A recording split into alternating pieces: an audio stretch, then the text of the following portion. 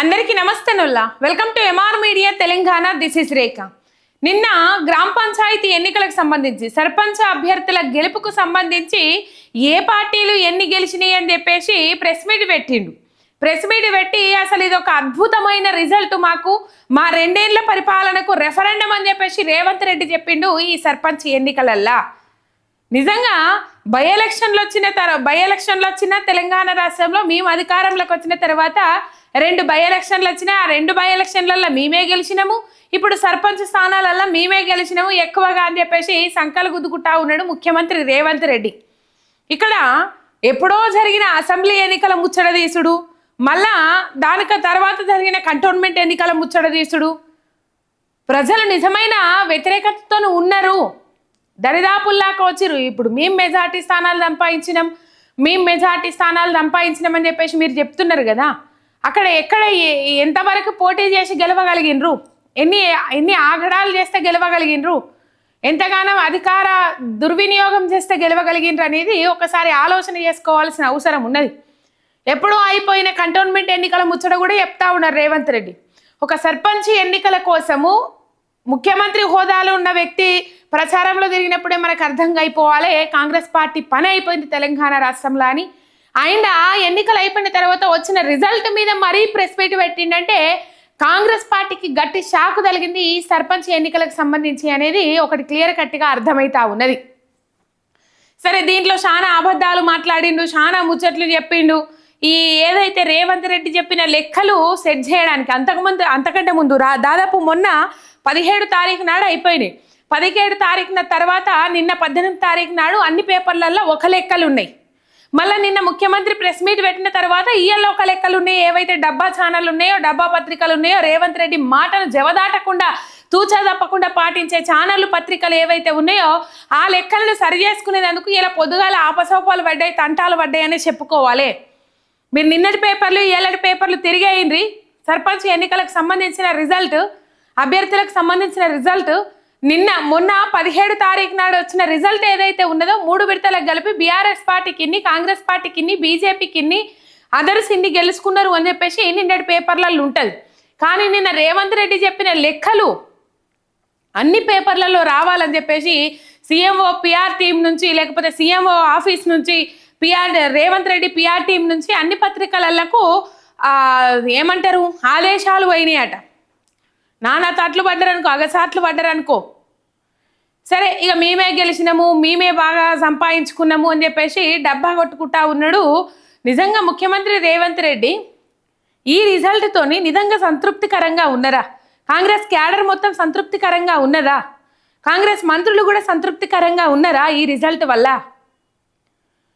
ఏమంటాడు, అక్కడ మంత్రుల వల్ల కాదు, అక్కడ ఎమ్మెల్యేల వల్ల కాదు, నేను ముఖ్యమంత్రిని కాదు, అసలు లోకల్లో ఉన్నోళ్ళను చూసి గెలిపించుకుంటారు సర్పంచ్ అభ్యర్థులని చెప్పేసి మాట్లాడిన వ్యక్తి. మరి అదే సర్పంచ్ రిజల్ట్ మీద ఇలా ముఖ్యమంత్రి ఏదో గొప్పగా సాధించినట్టు, ముఖ్యమంత్రి ఏదో గొప్పగా చేసినట్టు దాని మీద ప్రెస్ మీట్ పెట్టి చెప్పుడేందుకు? తీవ్రమైన వ్యతిరేకత ఉన్నది పల్లెలలో. కాంగ్రెస్ పార్టీకి ఊహించలేనంత వ్యతిరేకత ఉన్నది, ఊహించిన ఒప్పుకోనంత వ్యతిరేకత ఉన్నది. అది వాస్తవం. సర్పంచ్ ఎన్నికల రిజల్ట్లలో దాదాపు 70 నుంచి 90% రిజల్ట్ అధికార పార్టీకి మొగ్గు చూపుతారు ప్రజలు. ఈ 2 ఏళ్లలోనే ఇంత వ్యతిరేకత సంపాదించుకున్నారు అని అంటే 52% సంపాదించుకున్న దాన్ని దాని 66%, 70%. ఇంకా నేను ఎక్కువగా సంపాదించుకున్నా అని చెప్పడానికి బీజేపీ, బీఆర్ఎస్ ఏమంటారు 2 కలిసి పోటీ చేసినాయి అట్లా ఇట్లా అని చెప్పి చాలా ముచ్చట్లు మాట్లాడారు. అదంతా ఉత్తముచ్చట. ఒక ఫ్రస్ట్రేషన్, ఒక భయం, ఒక అభద్రతా భావం అనేది స్పష్టంగా కనబడ్డాయి ముఖ్యమంత్రి రేవంత్ రెడ్డిలా కూర్చున్న మంత్రులల్లా. ఇలా వాళ్ళగా పడతలేదు, ఘోరమైన పరిస్థితులు ఉన్నాయి. మంత్రులను మార్చాలి అని చెప్పేసి ఎమ్మెల్యేల నుంచి ముఖ్యమంత్రికి లేఖలు అందినాయట. ఇయ్యాల ఎందుకు లేఖలు అందినాయి? దీని ఎందుక పెద్ద స్టోరీయే ఉంది, పెద్ద హిస్టరీయే ఉంది. మంత్రులను మార్చాలని చెప్పేసి 2-3 సార్లు ఢిల్లీకి పోతే నువ్వు చెప్పినట్టు మీ మినంపు అని చెప్పేసి ముఖం మీదనే గడిలు పెట్టినట్టు చేసిరట ఢిల్లీ అధిష్టానం వాళ్ళు. ఎందుకు నమ్ముతారు మరి? ఈయన ఎప్పుడు నిలకడగా ఉంటాడా తెలియదు, ఎప్పుడు ఉన్న రోజులు కాంగ్రెస్ పార్టీతోని ఉండడా తెలియదు. ఈయన నమ్మాల్సిన అవసరం ఏమున్నది? ఒకవేళ నమ్మినట్లుంటే మీరు మార్చుకోపోండి, మీ ఇష్టం ఉన్న శాఖలు కేటాయించుకోరు, లేకపోతే మార్చుకోండి, మీ ఇష్టం అని చెప్పేది కదా ఢిల్లీ అధిష్టానం. చెప్పలే. మెల్లగా లీకులు వస్తాను ఎమ్మెల్యేలకే అపాయింట్మెంట్ ఇస్తలేడు ముఖ్యమంత్రి. ఇక ముఖ్యమంత్రి ఇవ్వకపోతే మంత్రులు కూడా ఇస్తారా? మంత్రులు కూడా ఇస్తలేరట. ఇక ఈ మంత్రులు మాకద్దు అని చెప్పేసి ఎమ్మెల్యేలట లేఖలు రాస్తారట. మరి ఈ కథ ఎంతవరకు నిజమో తెలియదు. కానీ మొత్తం మీద నిన్న ప్రెస్ మీట్లో ఇజ్జత్ అంతా తీసుకున్నాడు ముఖ్యమంత్రి రేవంత్ రెడ్డి అని చెప్పుకోవాలి. ఎందుకు ఈ మాట అంటున్నా అంటే వచ్చిన 52% 60 నుంచి 70% చూపెట్టుకోవడానికి నానా తంటాలు పడ్డాడు. ఆయన ఏడికెళ్ళి రాపించుకొచ్చిండు లెక్కలు ఏం కదా. ఇంకా గ్రామ పంచాయతీలకు విలేకరులు అన్నట, జర్నలిస్టులు అన్నట, వాళ్ళు ఫ్యాక్ట్ ఫైండింగ్ చేసుకోవాలన్నట. ఇక్కడనే అర్థమైపోలే. మొత్తం మీద ఈ ఎన్నికలలో మేము బాగా గెలిచినాము, బహుబాగా గెలిచినాము. ఇది 2 ఏళ్ల పాలనకు రెఫరెండము, 500 రూపాయల గ్యాస్ బండ్ ఇచ్చినాము, 200 యూనిట్ల కరెంట్ ఇచ్చినాము అని చెప్పేసి గొప్పలు చెప్పుకుంటా ఉన్నాడు. నిజంగా ఈ వీడియో చూస్తున్న వాళ్ళు కింద కామెంట్లు పెట్టుర్రి. ఎవరెవరికి వస్తా ఉన్నాయి 200 యూనిట్లు వస్తుందని పెట్టుర్రి, లేకపోతే వస్తలేదని పెట్టుర్రి. 500 రూపాయల గ్యాస్ బుడ్డి ఎవరెవరికి వస్తా ఉన్నది, వస్తే వస్తుందని పెట్టుర్రి, లేకపోతే వస్తలేదు అని పెట్టుర్రి. ఖాతాలలో మిగిలిన సబ్సిడీ 400 రూపాయలు యాడ్ అవుతలేవా అట్లా పెట్టు. ఎందుకంటే ప్రజాక్షేత్రంలో జరిగేది వేరు, ప్రజలకు అందే పథకాలు వేరు. కానీ ముఖ్యమంత్రి గారు చెప్పుకుంటున్న విధానం అలాగున్నది. ఇలా ఇందిరమ్మ ఇండ్లు అని చెప్పేసి గొప్పలు చెప్పుకుంటా ఉన్నాడు. ఇందిరమ్మ ఇండ్లు ఎంతమందికి అందినాయి? ఎంతమందికి ఇందిరమ్మ? ఒక్కొక్క ఊర్లలో 50 వేలు, ఒక్క లబ్ధిదారునికి 50 వేలు. ఈ సొంత జాగా ఉన్నోళ్ళు బేస్మెంట్లు లేపుకునుడు, లేకపోతే ఈ పిల్లర్లు లేపుకునుడు, ఈ కథ అంతా నడుస్తుంది కదా. వాళ్ళ బిల్లు ఇంకా 1,00,000 రూపాయలు శాంక్షన్ కాక ముందుగానే 50 వేల రూపాయలు వసూలు చేసిరట లబ్ధిదారుల నుంచి. ఇట్లా నడుస్తున్నది కాంగ్రెస్ కార్యకర్తల భాగోతం. టైం వచ్చినప్పుడు అన్ని బయటపడతాయి, పక్క దాగాయి కదా. రేవంత్ రెడ్డి గారు అన్నట్టు టైం వచ్చినప్పుడు అన్ని బయటపడతాయి.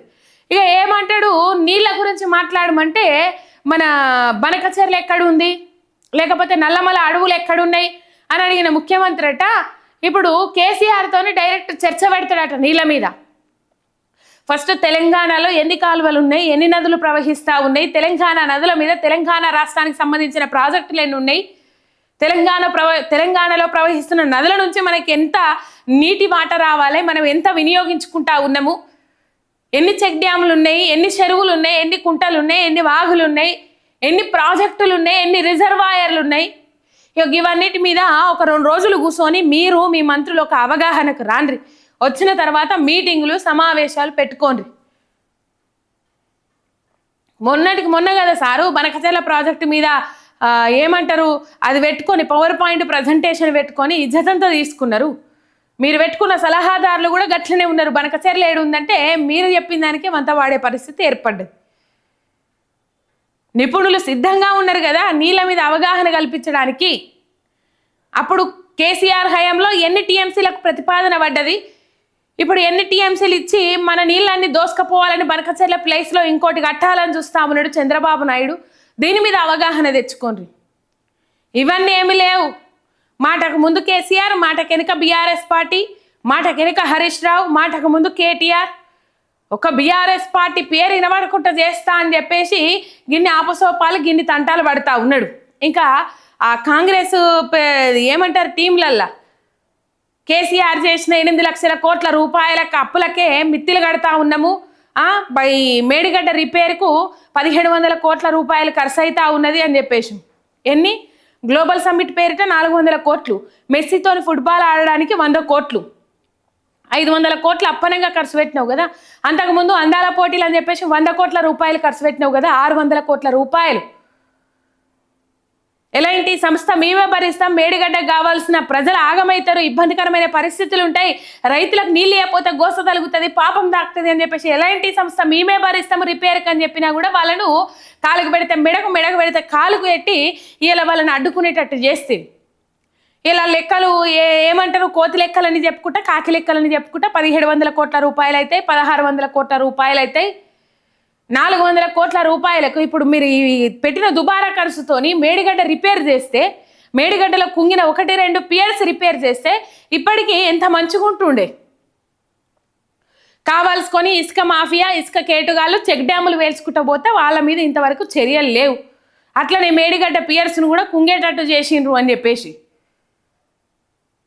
ఇంకా కొంతమంది మేధావులకు అది అర్థమే కాదు. ఎందుకు అర్థం కాదో ఏం కథనో తెలియదు. ఆ బుర్రలో ఏమన్నా మట్టి ఉంటుందా, లేకపోతే ఇంకేమన్నా ఉంటుందా, ఇంకేమన్నా ఏమన్నా ఉన్నట్లు మాట్లాడతారో అర్థం కాదు. పేలితే పచ్చలు కావాలి కదా, కుంగిపోతుంది అని చెప్పేసి మాట్లాడతారు కొంతమంది. సముద్రంలో వాడబడే, సముద్రంలో పిల్లర్లు కానీ, సముద్రంలో బ్రిడ్జిలు కానీ, లేకపోతే కట్టినప్పుడు వాడబడే టెక్నాలజీని వాడి మరి మేడిగడ్డలో ఈ కాళేశ్వరం ప్రాజెక్టులో అటువంటి కాంక్రీట్ కానీ, లేకపోతే వాటికి వాడబడే అన్ని వాడి మరి అది చేసిండు. దాన్ని పేల్దామని అనుకున్నారు కానీ పేల్చడం సాధ్యం కాలే. ఒక క్రాక్ వచ్చి ఉండిపోయింది అంతే అది. ఎందుకంటే అంత బలంగా ఉన్నది కాబట్టి. కొన్ని లక్షల క్యూసెక్కుల వరదను తట్టుకొని నిలబడగలిగిన మేడిగడ్డ ఎలక్షన్ల టైంలో ఎందుకు గుంగుతుంది అనేది మరి ఎవ్వరి మెదలకు తోలుతలేదు ఆలోచన. కావాల్సుకుని బురద తల్లుడు కాకపోతే రైట్. మొత్తం మీద మాట్లాడుకుంటా చాలా అంశాలు మాట్లాడుకుంటా ఏదైతే బీఆర్ఎస్కు సంబంధించిన బీఆర్ఎస్ బలపరిచిన సర్పంచ్ అభ్యర్థులు గెలిచిరు కదా, దాదాపు ఒక 32% సంపాదించగలిగింది బీఆర్ఎస్ పార్టీ. ఇది ఒక మెరాకిల్ అని చెప్పుకోవాలి. ఎందుకంటే అంత చక్కదనం ఉన్నది కాంగ్రెస్ పార్టీ పాలన. దీని మీద ఉన్న వ్యతిరేకతతో కంపల్సరీ బీఆర్ఎస్ వైపు మొగ్గు చూపిరు జనం. పోయిన 10 ఏళ్ళు ఎట్లుండే, ఇప్పుడు 2 ఏళ్ళు ఎట్లున్నది అని చెప్పేసి బేరీజ్ వేసుకున్నారు జనం. రైట్. లాగ్ అవుతుంది. మొత్తం మీద ఇక్కడ ఏం మాట్లాడినరు, కేటీఆర్ ఆత్మీయ సమ్మేళనాలు పెట్టుకుంటూ పోతా ఉన్నారు, బీఆర్ఎస్ పార్టీ నాయకులు పెట్టుకుంటూ పోతా ఉన్నారు అన్న క్రమంలో హరీష్ రావు మీద, కేటీఆర్ మీద నోరు వారేసుకున్నాడు ముఖ్యమంత్రి రేవంత్ రెడ్డి. ఏ విధంగా నోరు వారేసుకున్నాడు అనేది ఒకసారి ఈ వీడియోలో చూద్దాం మనం. అందుకే ప్రభాకర్ క్లియర్ గా నేను పర్సంటేజ్ తో సహా గ్రామ పంచాయతీతో సహా ఈ రోజు 94 శాసనసభ నియోజకవర్గాలన్నా ప్రతి నియోజకవర్గంలో ఏ పార్టీ ఎన్ని గెలిచిందో నేను అధికారికంగా ఒక నోట్ విడుదల చేస్తున్నాను. మీరు నోట్ తీసుకొని ఆ నియోజకవర్గంలోనే నిజ నిర్ధారణ కార్యక్రమాలు పెట్టుకొని మీరు పరిశీలించండి. కేటీఆర్ అనేవాడు కాంగ్రెస్ గురించి ఆలోచన చేస్తలేడు. హరీష్ అనేవాడు వెనకాల తవ్వుతున్నాడు. కేటీఆర్ నాయకత్వంలో ఏ ఎన్నికలు జరిగిపోయినా ఓడిపోయింది కాబట్టి నాయకత్వాన్ని మార్చాలని హరీష్ వెనకాల నుంచి ఏదైతే ప్రయత్నం చేస్తుందో ఆ విషయాన్ని ఏమంటారు డైల్యూట్ చేయడానికి పర్యటనలు పెట్టుకుంటున్నాడు తప్ప ఇది ప్రజలకు కానీ ప్రభుత్వానికి కానీ సంబంధం లేదు. ఇప్పుడు కేటీఆర్ వర్కింగ్ ప్రెసిడెంట్ రైట్ ఏమంటాడు, ప్రజలకు కానీ ప్రభుత్వానికి కానీ సంబంధం లేదట, హరీష్ రావు గారే ఏదో చేస్తూ ఉన్నారు అని చెప్పేసి రేవంత్ రెడ్డి మాట్లాడుతూ ఉన్నాడు. ఈ మాటల వెనుక మీరు అర్థం చేసుకోవాల్సిన అవసరం ఉన్నది. రైట్. ఈ లైన్ మీదనే ఎవరు మాట్లాడిరో గతంలో మనం చూసినాము. వాళ్ళ వెనుక ఎవరున్నారు అనేది కూడా అందరికీ తేటతెల్లమైపోయింది నిన్నటి ఈ ప్రెస్ మీట్ తోని. రైట్. వాళ్ళు గతంలో హరీష్ రావు మీద చేసిన వ్యాఖ్యలు కానీ ఇప్పుడు రేవంత్ రెడ్డి చేస్తున్న వ్యాఖ్యలు కానీ సేమ్ టచ్ అయిపోయినాయి. సేమ్ ఒక దగ్గరనే, అంటే ఒకటే లైన్ మీద పోతాండ్రు ఇద్దరు అని చెప్పేసి ఇక్కడ క్లియర్ కట్గా తేటతెల్లమైపోయింది. ఇలా బీఆర్ఎస్ పార్టీకి ఎవరు నిలుస్తూ ఉన్నారు వెనుదన్నగా? హరీష్ రావు, కేటీఆర్ ఇద్దరు రఫాడిస్తూ ఉన్నారు. అధికార పార్టీ కాంగ్రెస్ పార్టీని రఫాడిస్తూ ఉన్నారు. ప్రతి జాగాల నిలదీస్తూ ఉన్నారు. ప్రతి ముచ్చట మీద ప్రశ్నిస్తూ ఉన్నారు. ప్రజల సమస్యల మీద పోరాటం చేస్తూ ఉన్నారు. ప్రజలకు అందాల్సిన వాటి కోసం కొట్లాట చేస్తూ ఉన్నారు. హైడ్రా బాధితులను ఆదరిస్తూ ఉన్నారు. నిరుపేదలను ప్రోత్సహిస్తూ ఉన్నారు. నిరుపేదలకు సాయం అందిస్తూ ఉన్నారు. ఇలా కాంగ్రెస్ వైఫల్యాలను ప్రజాక్షేత్రంలో ఎండగడతా ఉన్నారు. అందుకే తట్టుకోలేకపోతా ఉన్నాడు ముఖ్యమంత్రి. సరే, రైతు రుణమాఫీ కాడ నుంచి వెళ్ళి రైతు భరోసా ఇచ్చినామని నిన్న చెప్తాడు. ఇచ్చిండు ఆనోళ్ళ ఈ గ్రామ పంచాయతీ ఎన్నికల కన్నా ఇస్తే రైతులకు బాగుపడతారు, రైతులకు మంచిగా అవుతుంది అని అనుకున్నాం. రైతు భరోసా ఊసేలే. మళ్ళీ జెడ్పీటీసీ ఎంపీటీసీ ఎన్నికల ముంగట ఆ ఊసు తీస్తే లేకపోతే లేదు. మళ్ళీ రైతు భరోసా ఇచ్చిన అని చెప్పేసి ముచ్చట చెప్పే పటేలు బిచ్చం పెట్టాడు అన్నట్టు ముచ్చట చెప్పి మురుస్తాడు రేవంత్ రెడ్డి. అంతే, ఇంకేం లేదు రైతులకు. ఇప్పుడు ఏమైంది? అసలు మర్రనే కూడా చేస్తూ ఉన్నారు కేటీఆర్, హరీష్ రావు బీఆర్ఎస్ పార్టీ నుంచి. కేసీఆర్ దిశానిర్దేశం చేస్తూ ఉంటే కేసీఆర్ అడుగుజాడల్లో ఇద్దరు నడుచుకుంటా పార్టీకి ఒక వెన్నుదండగా బలంగా నిలబడి పోరాటం చేస్తూ ఉన్నారు. ప్రజల తరపున పోరాటం చేస్తూ ఉన్నారు. ప్రజల కోసము ఒక యుద్ధం చేస్తూ ఉన్నారు అధికార కాంగ్రెస్ పార్టీ మీద. ఇది ఎవరిని అడిగినా చెప్తారు. రేవంత్ రెడ్డిని నిద్రలేపి అడిగినా గదే ముచ్చట చెప్తారు. అధికార పార్టీని నిలదీస్తూ ఉంటే, అధికార పార్టీని ప్రశ్నిస్తూ ఉంటే, వీళ్ళ వైఫల్యాలను ఎండగడతా ఉంటే, ప్రజాక్షేత్రంలో తువ్వాల్లో ఇటుకబెడ్డ పెట్టి కొట్టినంత పనిచేస్తూ ఉంటే మింగుడు పడని రేవంత్ రెడ్డి, నిద్రపట్టని రేవంత్ రెడ్డి కేటీఆర్కు హరీష్ రావుకు మధ్య మిత్రభేదాలు సృష్టించాలనే ప్రయత్నం చేస్తూ ఉన్నాడు. ఇప్పుడు బలంగా ఉన్నది వాళ్ళు, కాబట్టి ఇంకో కొంతమంది బలంగా ఎవరుంటారో ఆ బలంగా ఉన్నోళ్ళ మీదకి ఈయన వదిలిన బాణం ఏదైతే ఉన్నదో ఆ బాణంతో మాటలు మాట్లాడిపిస్తా ఉన్నారు. ఇంకా మిగతా నాయకులు ఎవరైతే మాట్లాడతారు బీఆర్ఎస్ పార్టీకి బలంగా నిలబడతారు అన్నోళ్ళ మీద వీళ్ళు వదిలిన బాణాలతోని మాటలు మాట్లాడిపిస్తా ఉన్నారు. ఇక్కడనేమో హరీష్ రావు మీద కేటీఆర్ మీద ఇప్పుడు కొత్తగా వాళ్ళు 5 లక్షల కోట్ల స్కామ్ ఒకటి బయట పెట్టిండ్రు కదా. 5 లక్షల కోట్ల స్కామ్ ఒకటి బీఆర్ఎస్ వర్కింగ్ ప్రెసిడెంట్ కేటీఆర్ బయట పెట్టిండ్రు. 50,000 కోట్ల స్కామ్ ఏదైతే ఉన్నదో విద్యుత్కు సంబంధించి ఆ డిస్కమ్లకు సంబంధించి విద్యుత్కు సంబంధించిన స్కామ్ హరీష్ రావు గారు బయట పెట్టిండ్రు. ఈ రెండు దాదాపు 6 లక్షల కోట్ల స్కామ్, దేశంలోనే అతిపెద్ద స్కామ్.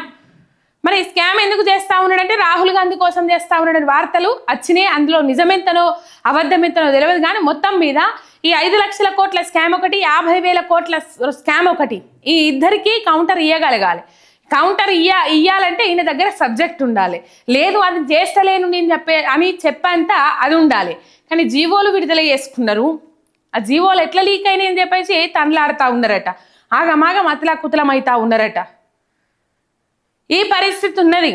ఇట్లా చెప్పుకుంటూ పోతే ఈ ఒక్క స్కామ్ అనే కాదు, ఈ 2 స్కాములనే కాదు, బీఆర్ఎస్ పార్టీ నాయకులు హరీష్ రావు గారు కానీ కేటీఆర్ గారు కానీ రేవంత్ రెడ్డి గారి పాలనలో రేవంత్ రెడ్డి చేస్తున్న అరాచకాలు ఏవైతే ఉన్నాయో, అన్నదమ్ములకు భూముల జాగాలు కట్టబెట్టడం కానీ, లేకపోతే అల్లుడి కోసం ఫార్మాసిటీ అక్కడికి తరలియడం కానీ, లగచర్ల భూమి ఇష్యూ కానీ, ఇట్లా చెప్పుకుంటూ పోతే చాలా అంశాలు ఉన్నాయి. మాట్లాడుకుంటూ పోతే ప్రతి అంశంలో ఏ అంశాన్ని వదిలిపెట్టకుండా గురుకుల విద్యార్థుల సమస్యలు కానీ అన్నిటి మీద నిలదీస్తూ ఉన్నారు కాంగ్రెస్ పార్టీని.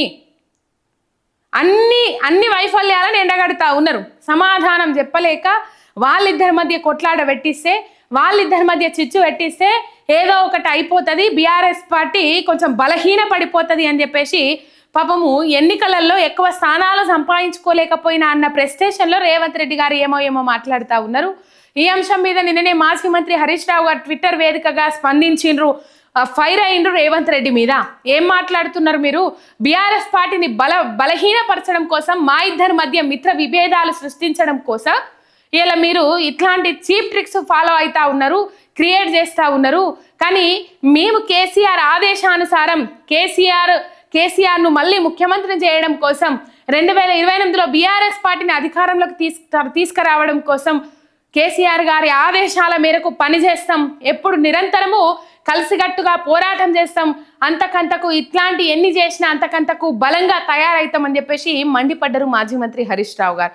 మొత్తం మీద సమాధానం చెప్పే అది లేదు, సమాధానం చెప్పుదామన్న ఆలోచన లేదు, మొత్తం ఇజ్జతంతా ఓడగొట్టుకున్నారు. నిన్న ఒక సబ్స్క్రైబ్ చేసుకొని సపోర్ట్ చేయండి.